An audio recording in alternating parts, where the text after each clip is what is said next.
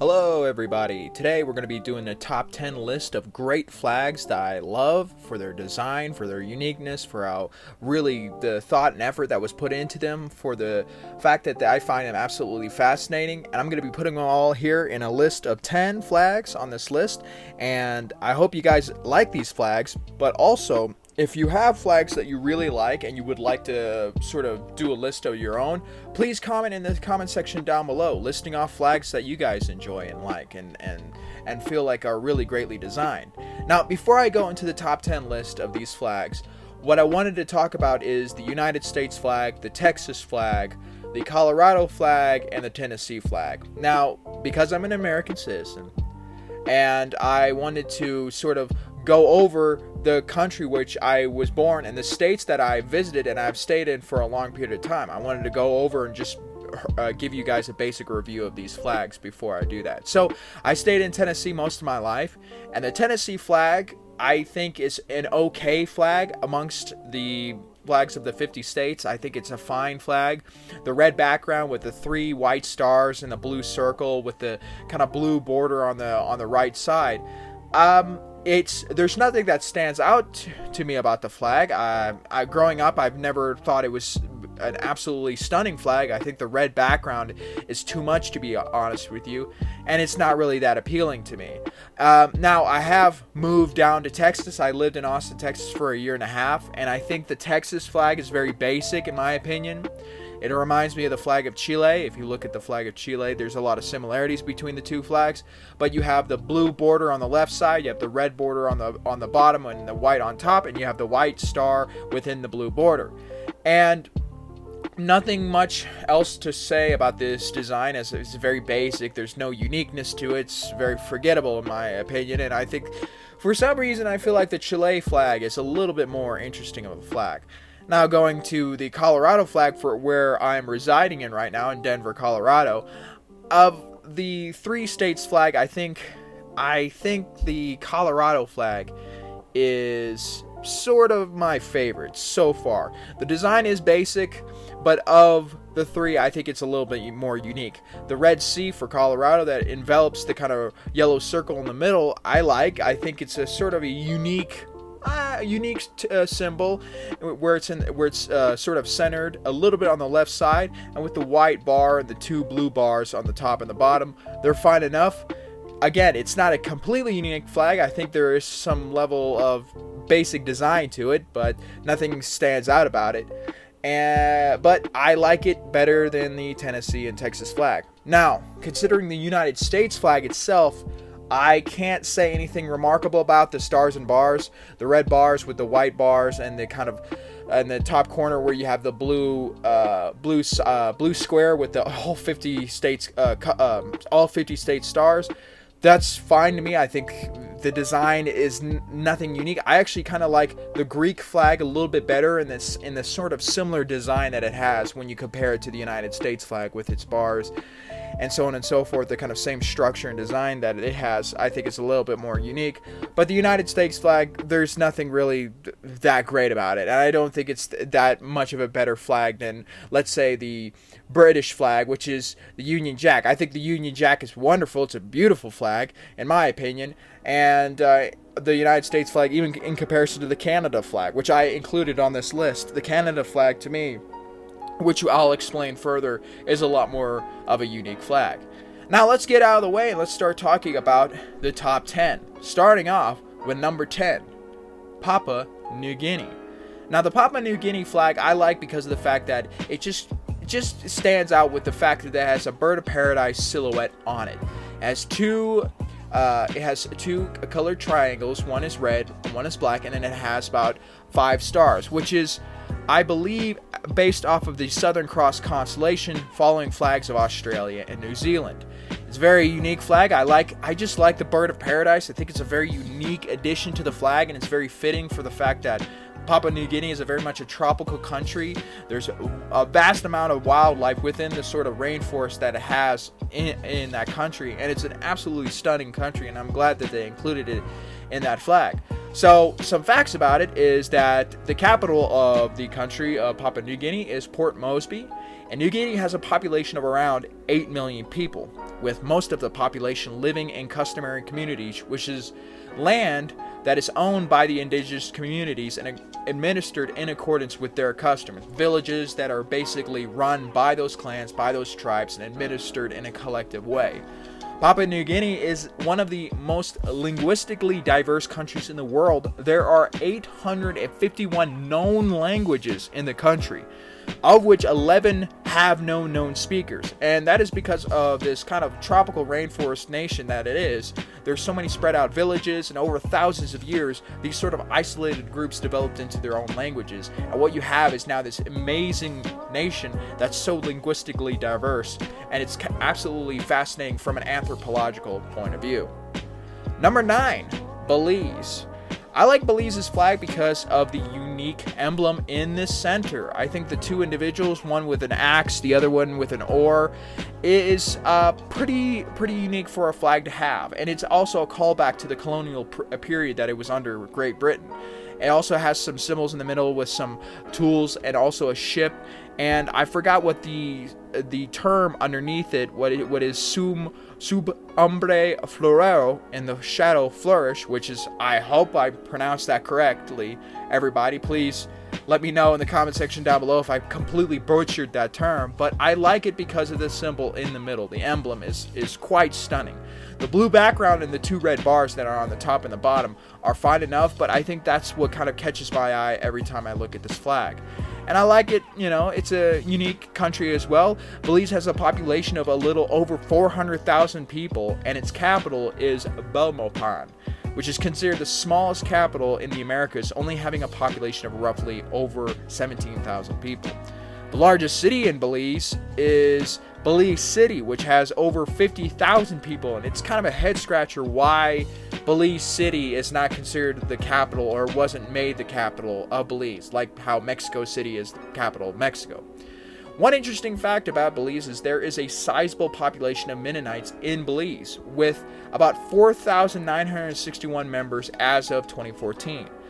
But the total number, including children and young unbaptized adults, was around 12,000. Of these, some 10,000 of them were ethnic Mennonites.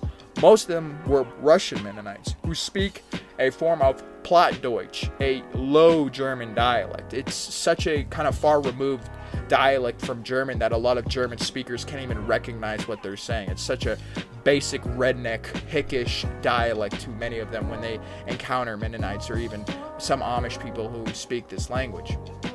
Number 8, Sri Lanka. What can I say about Sri Lanka's flag? It's a lion holding a sword. That is awesome. That's cool. I think the yellow background with the kind of red in the kind of right side with the orange and the green bars on the left side are a unique addition to the flag. But what makes this flag great is the lion holding the sword. I like that. What can I say more than that? It's a cool flag to look at. Having a lion wielding a sword in the middle is pretty freaking cool. Sri Lanka has a population of little over 22 million people, and its capital is Colombo. Now, as of the making of this video, Sri Lanka is going through some political turmoil and is on the brink of collapse. There's a lot of corruption that has occurred in that country, and a lot of wealthy people have basically taken the resources away from people, siphoned out of them, stolen a lot of the money from the people, and due to that fact, it's on the brink of economic collapse. There's been fuel shortages, food shortages, and because of this, there's been huge protests. One that was very famous was there was a large protest of people that stormed the British presidential palace and took it over. And the president of the country has fled. He's taken off. He doesn't want to stay around and wait for what was going to happen to him. So many political leaders are fleeing from these protesters who basically are trying to overthrow their government and lead it to a new revolution. Hopefully, good things are to come with Sri Lanka. I hope these people will be able to persist through and overcome and survive what the turmoil and all the chaos that is happening right now in Sri Lanka. So all I can say is stay strong, Sri Lanka. Number 7, Canada. Canada's flag is simple, it's basic, and that's why I kind of like it, and that's why I kind of find it unique. The maple leaf flag, the red maple leaf flag with the 2 red bars on the side. I don't know. Every time I look at this flag, I like it more and more. The simplicity of the maple leaf flag, there's nothing to me that says anything aggressive or anything bad about this flag. It's a very nice flag for very nice Canadians. A red maple leaf. That's all I can kind of say. Canada has a population of about a little over 38 million people, and its capital is Ottawa.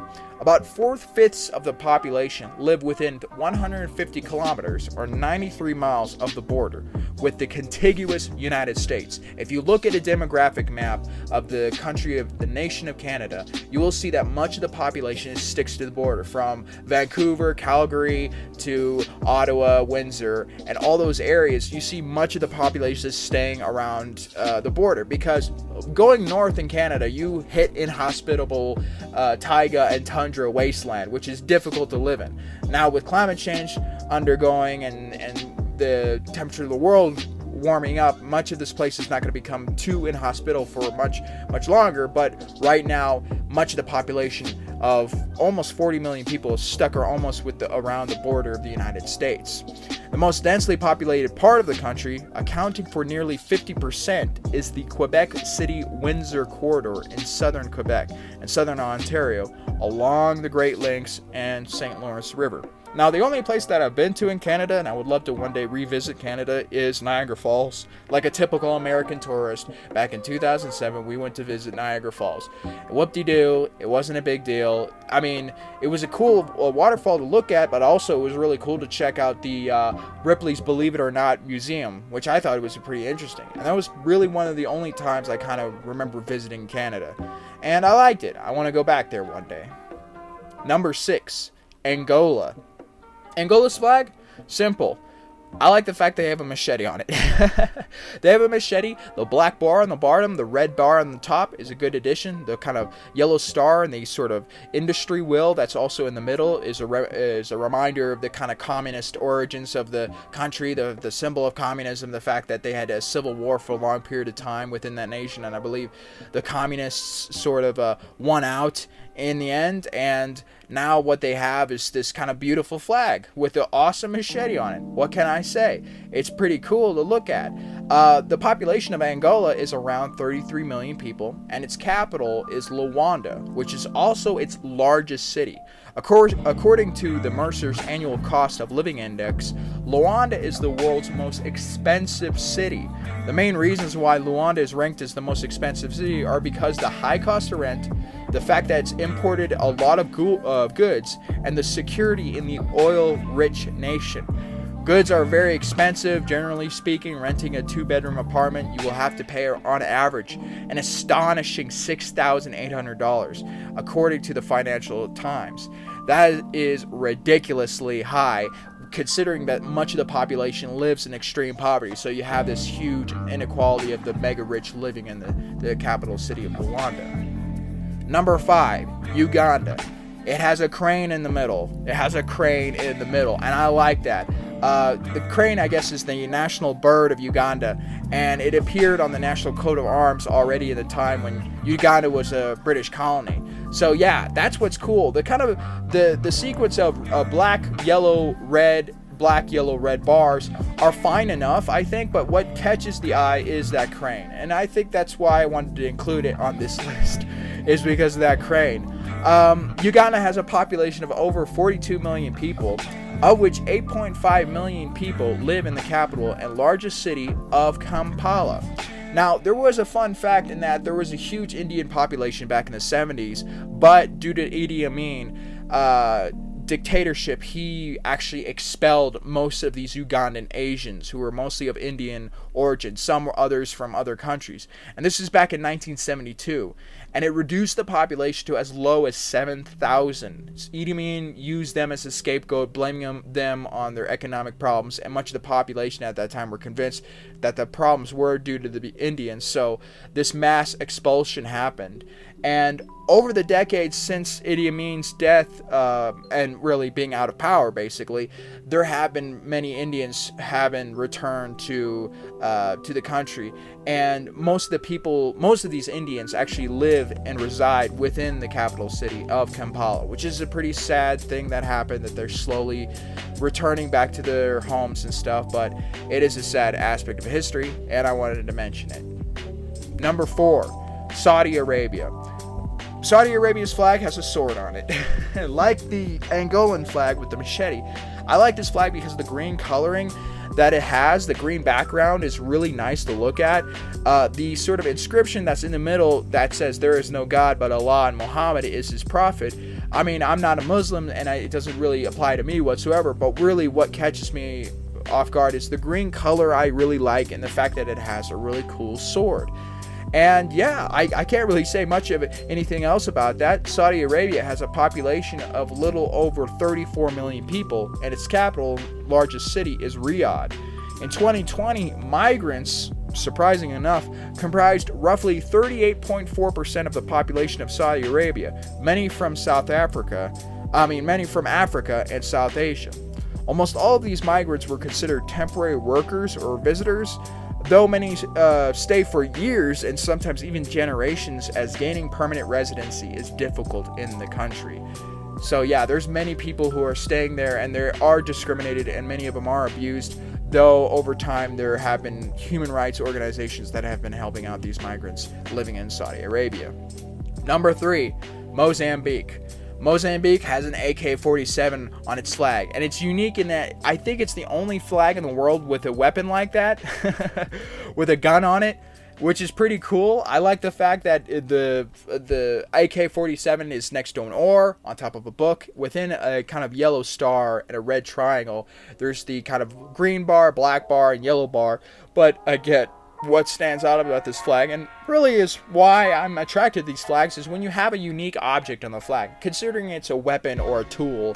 So in this case, having an AK-47 is pretty cool, which is a reference to the fact that this country was born out of violence. There was the Mozambique kind of war of independence fighting against Portugal, and then immediately afterwards, I think it was in 1975, they gained their independence, but shortly afterwards in 1977, the country descended into a civil war, and that lasted more than a decade. So this country has been born out of violence, and because of this, it's still a very poor nation. The population of Mozambique is a little over 30 million people, with the capital and largest city being Maputo. Although Mozambique is still really poor nation because of the wars that they had in the past, and because of the ongoing corruption and other geographical issue that it has, half of its population still live on less than $1 a day. It's also one of the fastest growing economies, though. The industry, mainly food and beverages, chemical manufacturing, and aluminum and petroleum production, are growing within the nation. There's been a lot more investments over time, so it is starting to kind of grow out of this state of extreme poverty, even though it will take time for the population to sort of get from kind of a third world status and become sort of a better nation. Number 2, Eswatini. Now, with Eswatini, like I stated before, I like it when flags include an interesting object on their front. And they have some interesting objects here. They have 2 spears, and they have a shield. What looks like a Zulu shield, or a Swazi shield, considering that it's pertaining to their specific ethnic group. That's what kind of catches my eye, is that it has a kind of it has some weapons on it. And that's my whole list again, is that much of these flags are cool because they have weapons on it. But I have to say, the Eswatini flag is unique in that sense. You have it with the kind of reddish background, or I think it's a little bit of a dark red background, the 2 yellow bars, and then the 2 blue bars that are on the top and bottom. Other than that, I can't say anything else about it, but the fact that I like my eye focuses on the shield.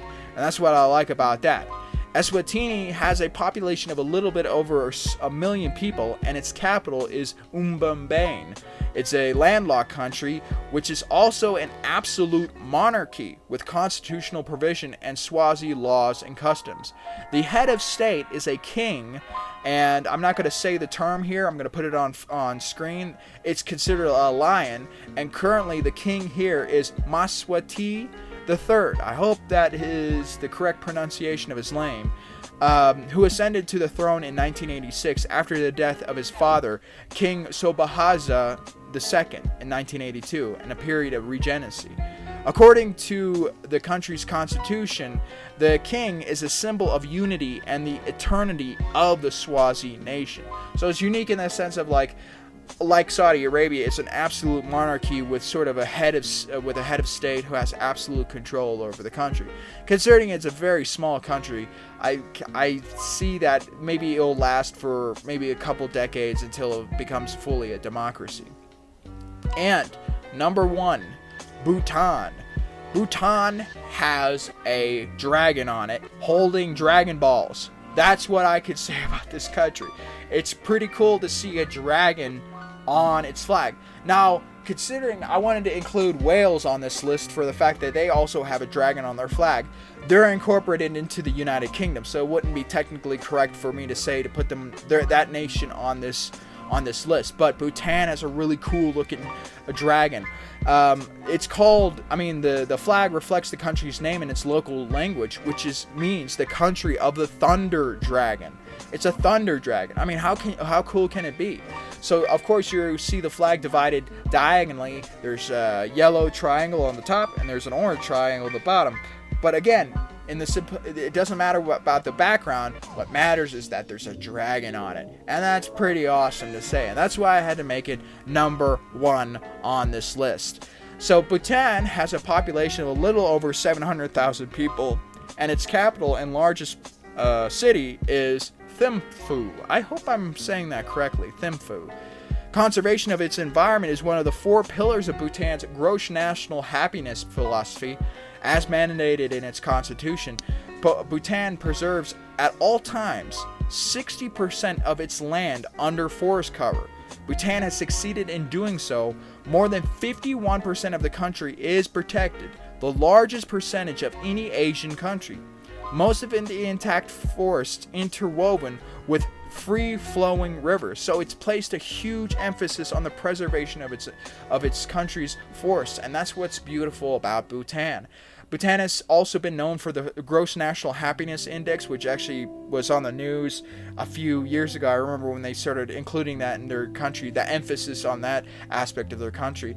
So it adds to this very unique nation, this small yet unique nation with its really cool thunder dragon flag that I absolutely love. And that's why I added it to number 1. So that was my list of the top 10 best flags or great flags. If you guys have a list or a number of flags that you would love to talk about, please comment in the comment section down below. Let me know some flags that you absolutely love and tell me why you guys love those flags. I hope you also gained some interesting information from this video. I hope you were slightly entertained by it. I try to be as entertaining as possible. And I hope you guys have a wonderful day.